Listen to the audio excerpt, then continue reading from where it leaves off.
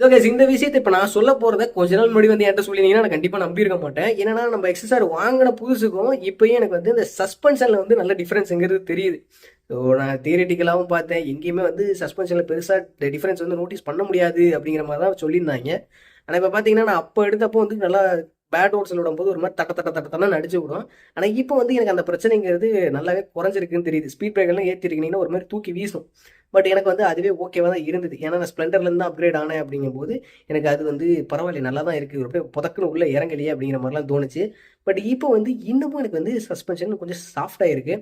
Bad ரோட்ஸில் இன்னும் speed breakers எல்லாம் விடும்போது அந்த அளவுக்கு எனக்கு வந்து தூக்கி வீசலை. ஸோ இதுவும் இன்னும் மோசமாக இருக்குன்னு தான் சொல்கிறீங்க, புரியுது. பட் மேபி நான் கொஞ்சம் அதிகமாக ஓட்டிட்டணும் அப்படிங்கிற மாதிரி தெரியுது. ஒரு 3300 கிலோமீட்டருக்கு மேலே நான் வந்து ஓட்டியிருக்கேன்.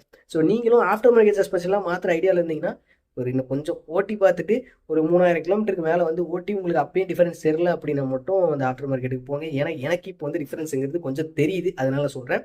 ஒரு ஃப்ரெண்ட்லி அட்வைஸ். நன்றி.